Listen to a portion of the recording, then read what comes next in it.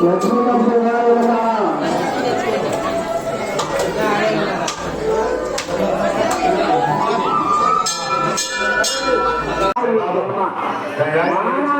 జన్మని పుట్టడం కాదు మానవ పడి చక్రాలను సరి చేసుకుంటే జన్మ బాధల చక్రం చేసుకుంటే మానవ జన్మ మానవ జన్మ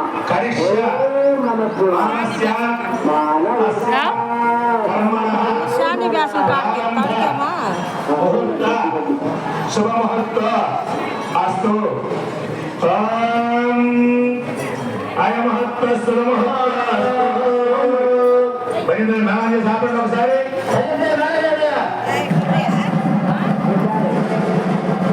అత్యంత వైభవంగా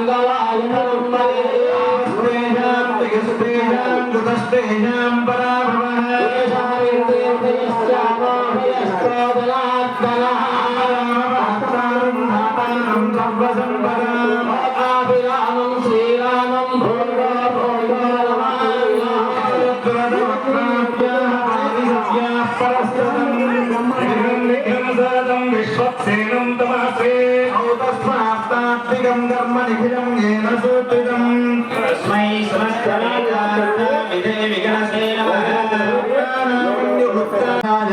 ఆపత్సకాయ ప్రహ్లాద వరదాయ శ్రీ నరసింహ పరబ్రహ్మణే వరాయ నరసింహ పరబ్రహ్మణే గోవింద గోవింద చతుస్రాగర పర్యంతం గో బ్రాహ్మణేభ్యః శుభం భవతు భార్గవజవన ఆప్నువా ఔర్వవైదన పంచాధ్యేయ ప్రవరాన్విత భార్గవజ గోత్రోద్భవీం మూల ప్రకృతి రూపాం ప్రకృత్యంత్ర సంభూతాం శ్రీ భార్గవం శ్రీ లక్ష్మీ అత్యంత సౌందర్యవతీం శ్రీ లక్ష్మీ పరబ్రహ్మణే వరదరాజ తిరుసాగరపర్యంతం గో బ్రాహ్మణేభ్యః శుభం భవతు కాశ్యప ఉత్సాహమైత్రవద్వయార్జయ ప్రవరాన్విత కాశ్యప గోత్రోద్భవీం మూల ప్రకృతి రూపాం ప్రకృత్యంత్ర సంభూతాం శ్రీ లక్ష్మీదేవీం ఇమాం కన్యాం. ఇక్కడ వరుడు ఎవరయ్యా అంటే కన్యాం లక్ష్మీదేవి వధువు అంటే పెళ్లి కుమార్తె. ఇప్పటిదాకా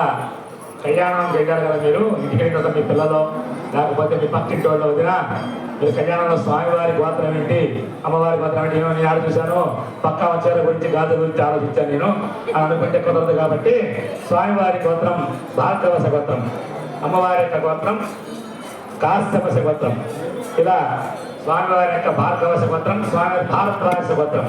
స్వామి యొక్క గొప్పతనం ఏంటంటే లక్ష్మీ నరసింహ స్వామి చెప్పేదాకా మత్స్య కూర్మ వరాహ నారసింహ ఈ 4వ అవతారం. ఈ అవతారంలో ఉన్నటువంటి విశేషం ఏంటంటే స్వామి చేసినటువంటి పని ఏంటంటే అంటే శత్రువు బలమైనటువంటి వాడు, బాగా బలమైనటువంటి వాడు. అతను కోరుకున్నాడు మహావిష్ణువు ఏమనంటే నాకు ఈ భూమి మీద ఏ జీవి వలన నాకు చావు ఉండకూడదు, అలానే ఇంట్లో ఉండకూడదు, బయట ఉండకూడదు, ఉదయం ఉండకూడదు, సాయంత్రం ఉండకూడదు.